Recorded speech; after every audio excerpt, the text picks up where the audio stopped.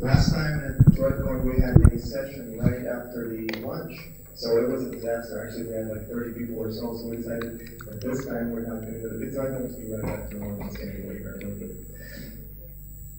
Well, it's good to be back in India. I really love this country. Well, yesterday when we were out here, there was a wedding. There was a wedding here, so I just enjoyed it. So, let's start. Sorry for being late. It's not because of us. The guy before just got carried away with his talk. So today we'll be talking about application stores on Android. It turned out that some of the people didn't know that there isn't one, there are several.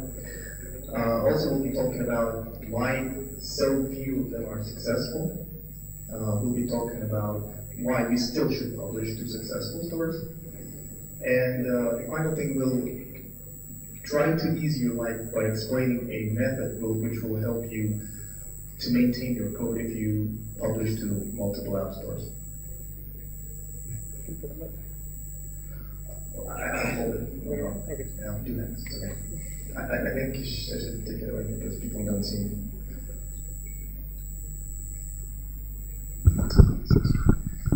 So, let me introduce myself first. My name is Timur. I work at Droidcon and one of the biggest European companies. We're still not that known worldwide.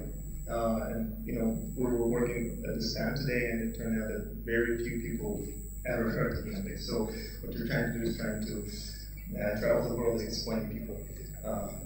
But anyway. So my name is Timur. I'm an Android developer. Currently focused on working with mobile operators and the device manufacturers again. So let's go. About the App Store, right? I know that there's been some skepticism among developers and the community, Android community in general, about the application stores. I mean, alternative application stores for Android. Well, every new application store is generally labeled as yet another app store. And I have to say that for the most part, they are true. Because I've been doing a review of stores and I've seen like 20-something app stores available, and most of them are not successful. And the reason why so many of them fail, if we take aside the quality first, I mean, the quality should be exceptional, the app should be great, the service itself should be exceptional. But there are a couple of different reasons. The first reason why alternative app stores are not successful is because they are alternative. What I mean by saying that is they are trying to be a second app store on the phone. That is, there's the main store, let's say Google Play, and they're trying to squeeze their store on existing ecosystem. So I've seen app stores that user needs to download, install on their phone to be able to download other apps. This sounds a little bit sick to me. I mean, you already need to have an app store. You don't need to download it. So the first point is make sure that your app store is the only marketplace on the phone or a tablet. So how do you do this? Well, you talk to device manufacturers, you partner with mobile operators. Well, do whatever you want, but make sure that this is the only app store. There is no others. And this leads us to another problem that we have. I mean, it's not enough to have an app store only and come to a device manufacturer and say, okay, let's partner with me, let's reinstall this app store. You need to have something else, like a set of quality services or some unique content. Whatever this is, but I mean, it should be some sort of ecosystem built around the store that can give value to users and help you persuade a device manufacturer or operator to go with your solution. So the second reason, lack of ecosystem.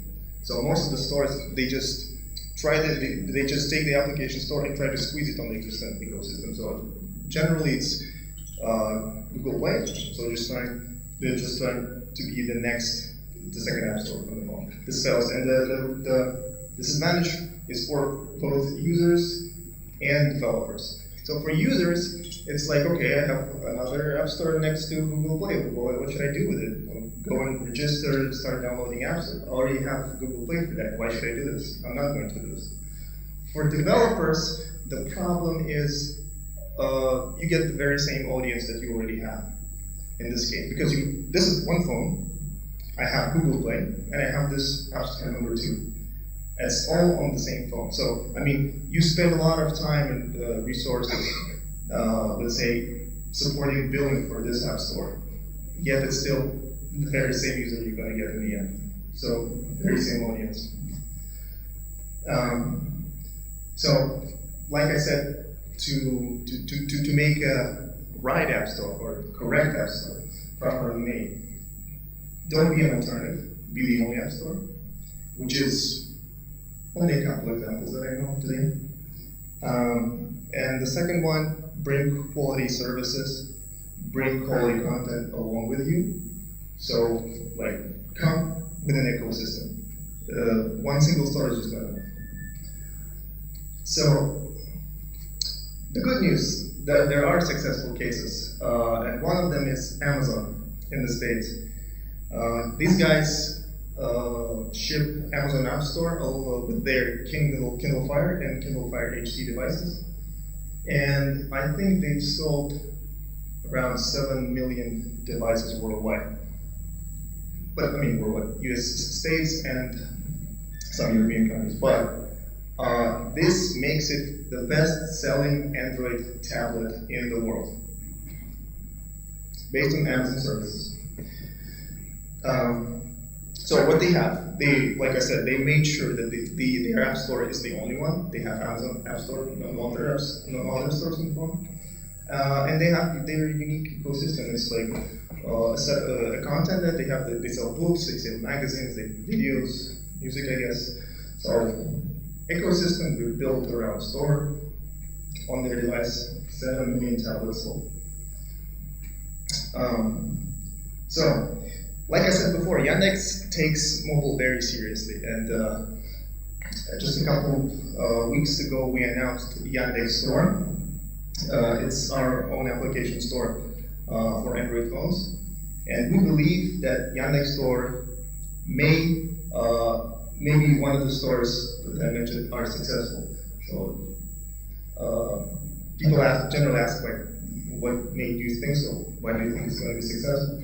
Well, first thing is we already have our mobile ecosystem. It's not that known outside of Russia and or former Soviet republics where Yandex operates, and Turkey as well, which started operating.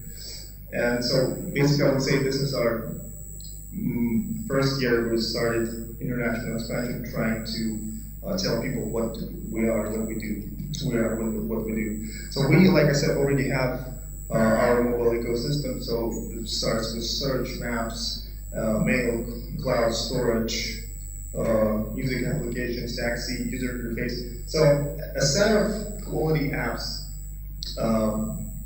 that make an entire ecosystem, and the store, which has been announced recently, is just the brick that has been missing there.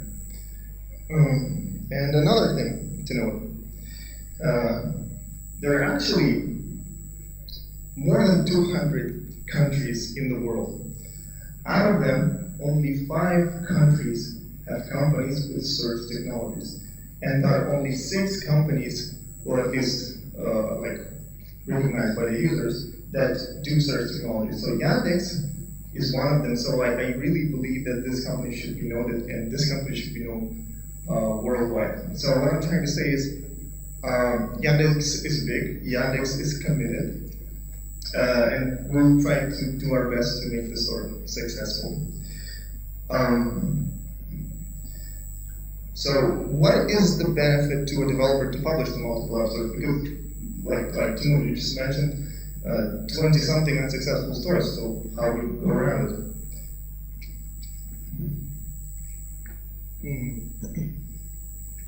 So the first thing, The first thing, like I said, is extending your existing audience, because you are not getting the very same users that you already have on the same phone. You're getting the new phones with the new users. So extending your audience is number one. For those of you who sell applications, and I believe most of you do, or not sell, but have some content that you sell inside, it's an opportunity to increase revenue. And well, if the first two arguments are not enough, it's a good way to try different billing options across app stores. For example, you may have a very successful free application on Google Play. It has an average rating of 4.5, and you decided to make it paid. You will end up getting 3.5 average rating and screwing up everything.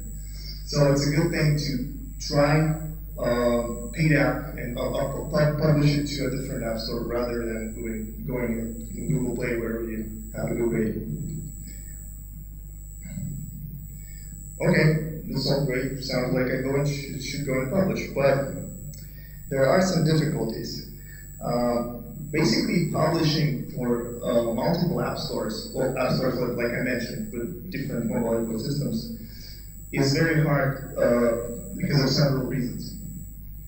First, if your application is not free and uses some billing APIs, you will have to write for each particular ecosystem. I mean, I'm not going to tell you a single line code which solves every problem. No, you will have to write code for each app store, unfortunately. And this goes not only to billing, because you may use push API, you may use maps API. This applies to those APIs as well. Also, you may have different billing options. For example, you may want to have a paid application, the other is freemium, and then the subscription-based. So this all adds to the complexity that you already have. So, how do we get started with this?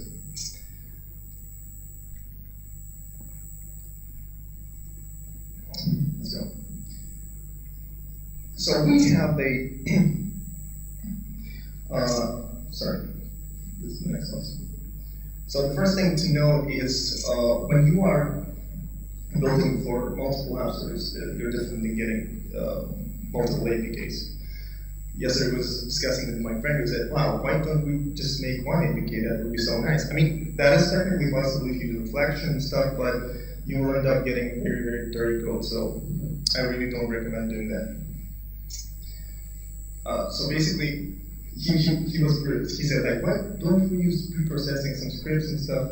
And then I said, well, that's a great thing to strike through, strike through pre-processing.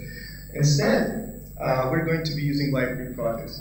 So library projects is a great feature of Android SDK, which allows you to take the common code of an application and take it away to a separate library.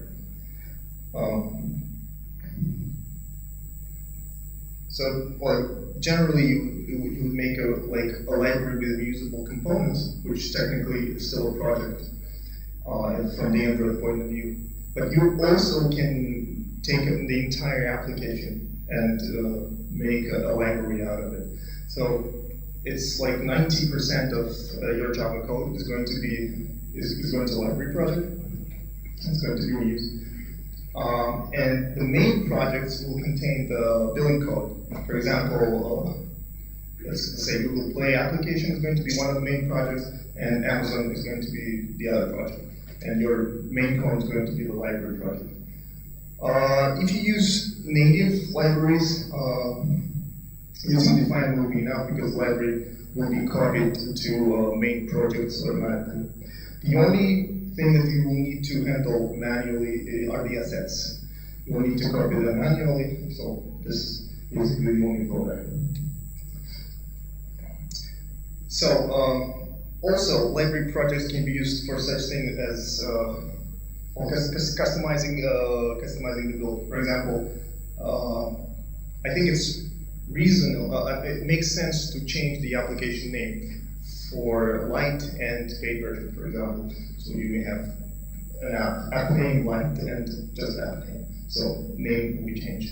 The other thing you may want to change is the app icon. For example, on the light application icon, you will have a small light sign, I don't know, some sort of differentiation. Also, application configuration, for example, you may want to use different IDs for analytics or so. The most important thing is the package name. If you're doing in the same marketplace, if you're distributing your application, it should be unique. So if you're doing another app, let's say free, it should have a different package name. So this still comes out as a single APK file for each store. Yes, single APK store for each file for each store. But I mean, here I also talked about how to use library project to customize the build itself. So, for example, the library is still bundled with one APK file. Sorry? The library is distributed inside the APK. How is the library installed? See, ultimately the library is being called from the user's device.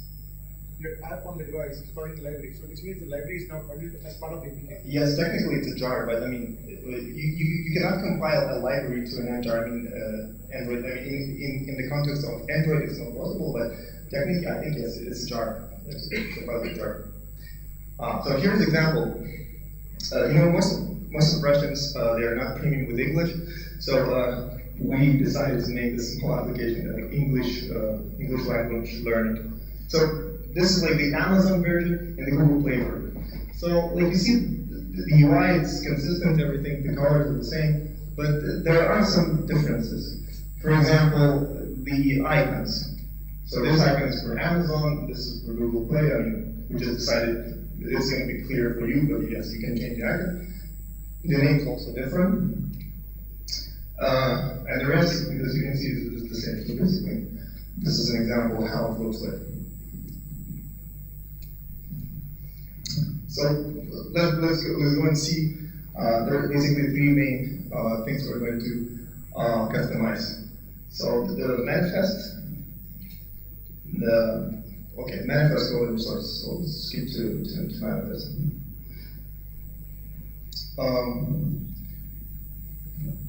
Okay. So what are we going to change in manifest?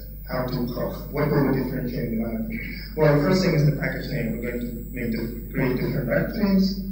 Another important thing is the application implementation. Basically, it's the application class is the entry point for customization. That's where most of the customization is going to be done.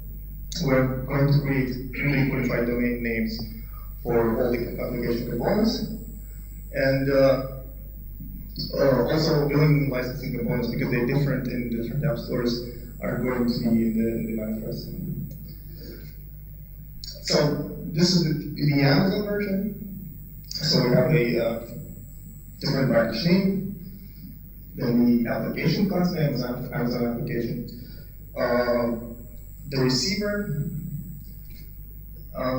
What else? That basically the activity is going to be the same across app stores. So this is the Play version. So what's different? The package name is different. The receiver, the service, and we also need a permission for Android store or Google Web.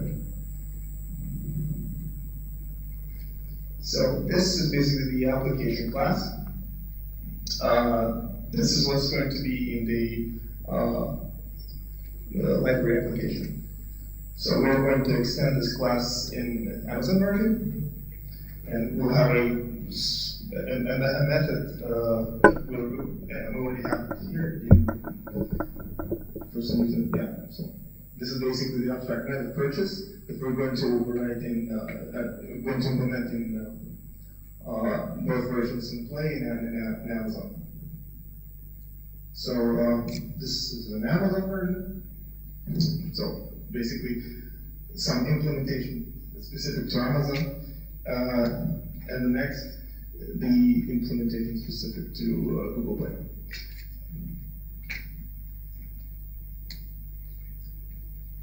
So also we're going to change the fully qualified domain name for application class. We're going to change the icon. We're going to change the label for both versions.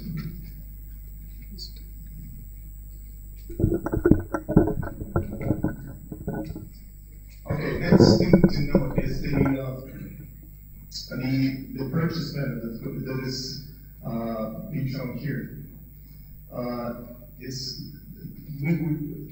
The method that's going to be called is coming from the exact. No, that's not the thing. Sorry. Yeah, this one. Okay, so the method, the purchase method is being called is going to be exactly what we need. So it's going to be either Play version or Amazon version, so regardless of the invitation place. So this is a little bit boring. So this is like how to change resources. So library, you have the English name, you just don't use it. In Amazon and Play, the one is English Amazon, the other one is English Play, though, just to see that you can change resources. Oh, we're pretty fast. Okay. So this is basically. I want to show you how it runs, I would say, live on the device, but unfortunately, I'm going to show it on the emulator. And there's problems with building code running on emulators from the Android market, so I'm going to show you the one running at Amazon. But anyway. So everything is visible.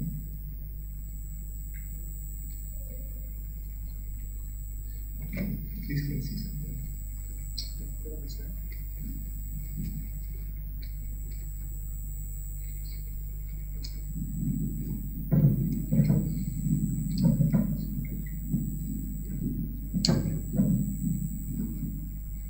Maybe I should get it this simpler something.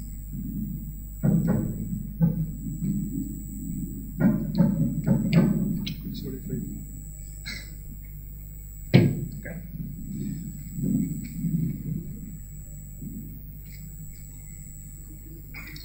Okay. So first, let me run the version that we prepared for Amazon. I had time launching the emulator, but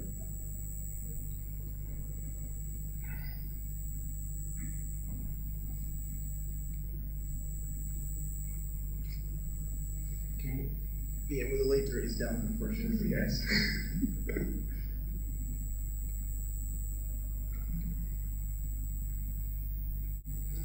I guess we have the whole hour just to tweak the Android. Okay, I will. You can scale it when it's running. No, I need to scale it before I started, so I actually scaled it. I didn't scale it. That's my fault, I didn't scale it.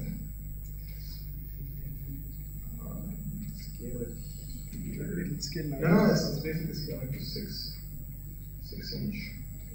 Or maybe just turn it up so it'll fit to the screen size. Yeah, if you launch now, it'll just take the full screen, whatever's available. Okay, great. Yeah.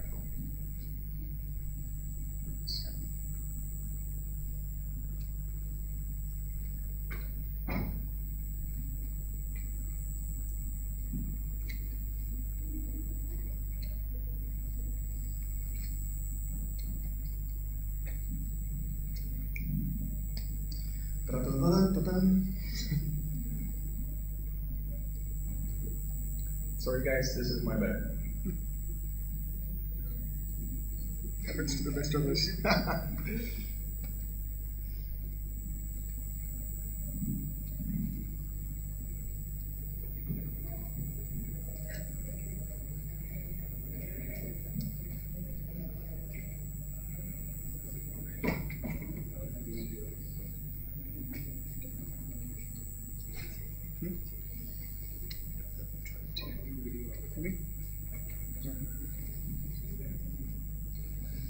Okay, yeah, let me launch the Amazon version. I hope it finds the emulator and successfully launches.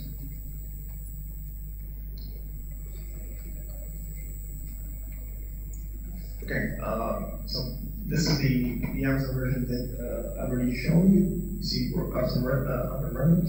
So let's say I want to purchase this upper intermediate level that is locked. So basically, this is an implemented version of this application for Amazon. So it's with Amazon billing. So it's going to be like the real purchasing. So okay, I purchased, and I unlock the upper intermediate level. Well, works fine. Like I said, with Google Play, it's a bit different. It's not going to work on emulator. So what I'm going to do is I'm just going to, I think I already put the breakpoint here, yeah, on the purchase net and library application. So I'm just going to show you what happens if I try to do the play version. So it's going to be invoking the correct version of purchase method when I click on the desired level. So this should be triggering the purchase of the application. So that's what it's doing. It's triggering the play application, which is great. So back to the manifest. Like I said, we're customizing the application. So as you can see, name, label, icon here in the Amazon version is different. It's also different than the Play version, which is super nice. And the main thing, yeah. So you can see that. So the library is basically is a library and a library project which contains all our common code, 90% of our application. And these are just general projects, Amazon and Play, that have an implementation of billing for our app. So in the end, you end up with one library application and two main projects. One library project and two main projects which implement the billing. So in the end, you have it nice and clean. Sorry for this thing with the emulator. So back to the presentation. Yeah, that shouldn't have done it. That kind of screwed up. So, as a small resume, why try this? Yeah. Like I said, those of you who care will get the new audience. Those of you who sell will get the additional revenue. And those of you who are not interested in first and second, we can try it with different billing options, just like for the sake of experiment. The demo I've just shown you should be pushed in this. It should be available in the GitHub repository. We're going to push it later. So just look up this link, and in a couple of weeks it should be there, maybe earlier. Basically, that's it. So if you guys have some questions, and I hope you do, right? I'm sure you do. Please go ahead and ask, and I will try to repeat them because we only don't have a microphone. Yes. Could you switch back to your demo? Sure.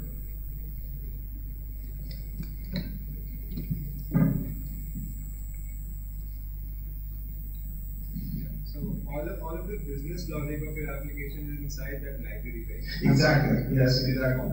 Yes. So it's a regular Android project. Yes, it's a regular Android project. You can.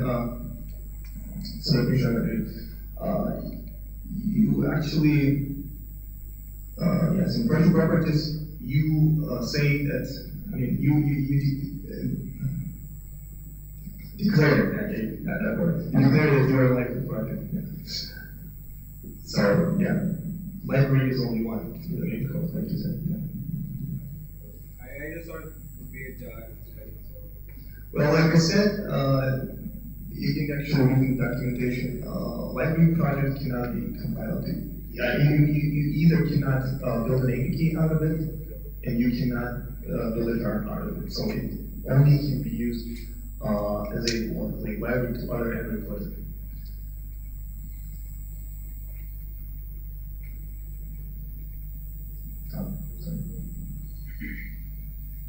And the other questions may be related to stores, what should you publish, etc. Yeah, so I'd like to hear something about the Yandex store itself. What kind of an audience does it have? Yeah, first, when people ask like what is the difference between you and other stores, I try not to say like a difference, and I try to put it this way: the distribution way, how we're going to distribute it. Because we're definitely starting in Russia. We already have 3 vendors and 1 mobile operator, and we didn't start because it's going to be launched in 2 months' time. So the beginning is definitely Russian because we have Russian roots. We know we have friends in Russia. We know a lot of Russian companies who we'll be partnering with. But Yandex's general strategy is international, so we're going to be working hard, and that's a lot of work to do, believe me, because it's a really competitive thing. So yes, like I said, we're going to be talking in partnering with handset manufacturers and operators and try to distribute our ecosystem along with the store on them. So for the developers, it means that you will get, like I said, a new audience. And how big is the market in Russia itself, in terms of how many mobile phones or how many smartphones? I can tell you the stats about Android. I think it's today 4.5 million Android phones are available, and that's like 4 times the stats from last year, and it's going to be growing. And I think it's expected like 8.5 million plus next year. Android count. Yeah. Just for the sake of comparison, does anyone know how many Android phones are there in India? Okay, that guy there should have an answer. Sindhu, how many Android phones are in the market in India right now? Well, let's call up office. How many of you guys have published an application to an app store?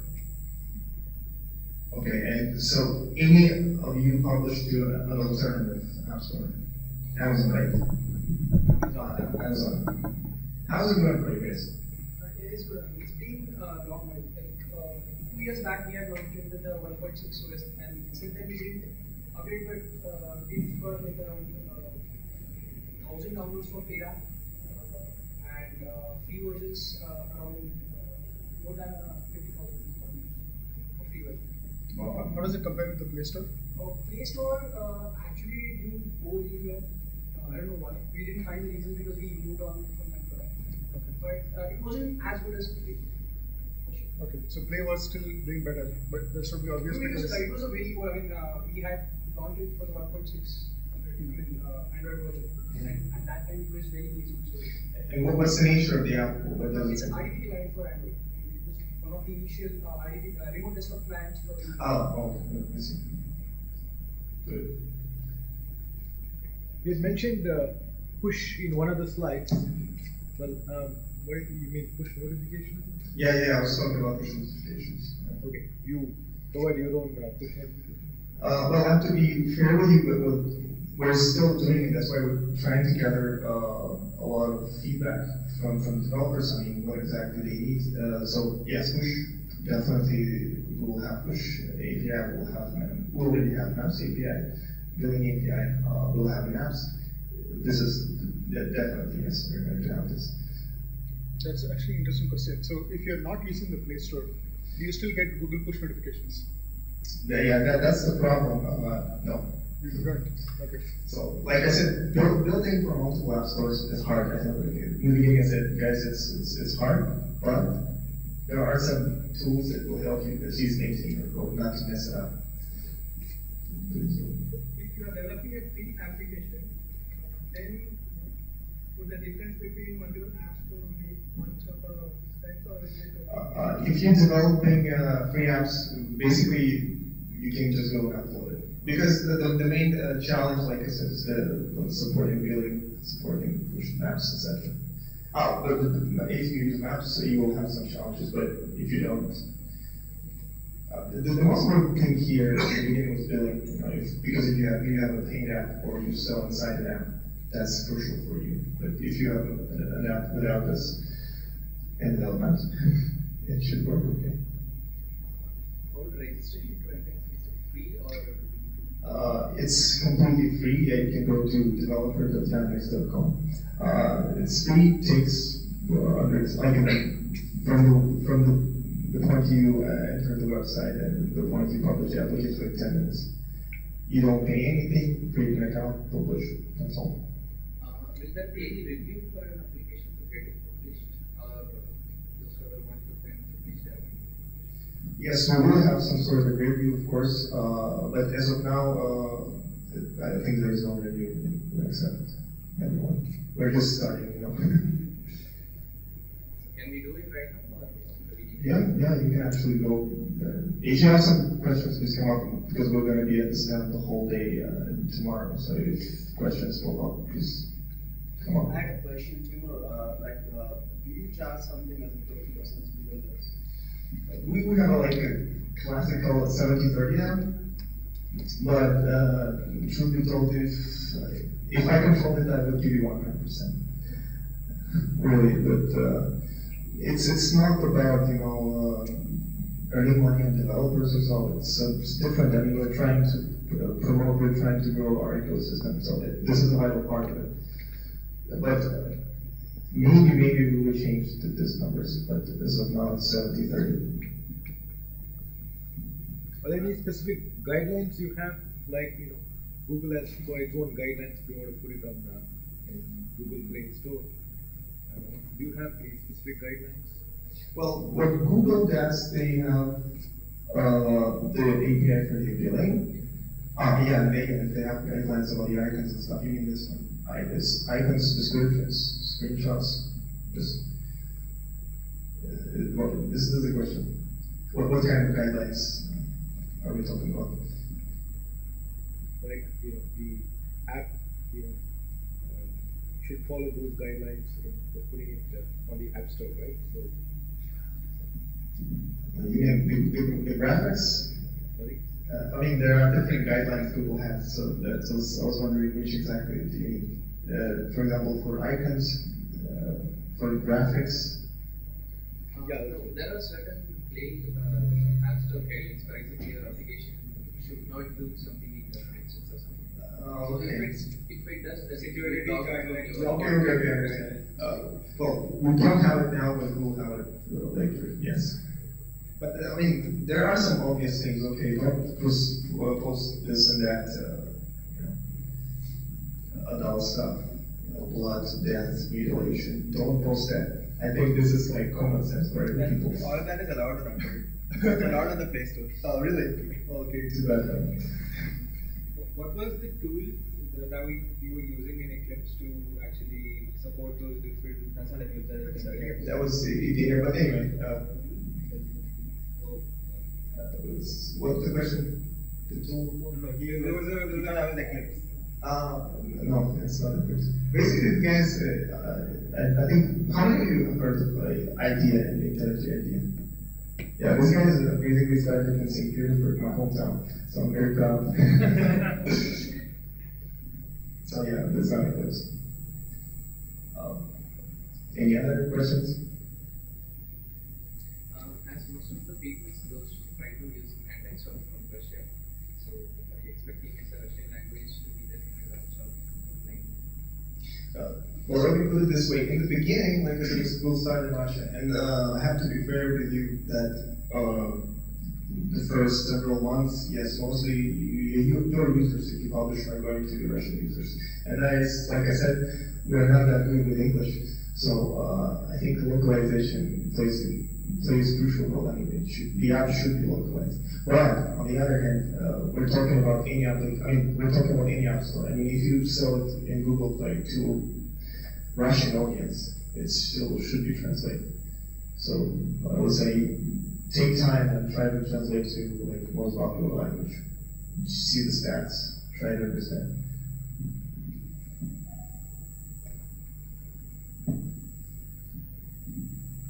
Any other questions? Are there any plans of promoting this? For example, if Microsoft comes up with their Play Stores, they have given some first 100 developers something just for getting good ratings to get some answers. Do you have any such kind of plans to promote your apps? to promote the App Store? That's a good question. Well, generally it's developer events around the world, talking to networks, talking to mobile operators. So this is just one part that we're doing, is talking to developers, trying to explain what's in store for them. And yes, we have business development guys who work closely with them. I mean, but we don't do this, this huge shiny ads like Play Store, or building any sort of. We don't do this in this sense.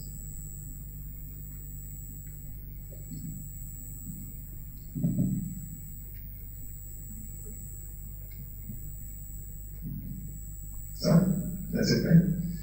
Okay, thanks for coming down. Sorry again for this screw up with the demo, but I hope you guys enjoyed. If you have any questions that you'd like to ask offline, please come up to our stand. We'll be glad to answer them. Take care.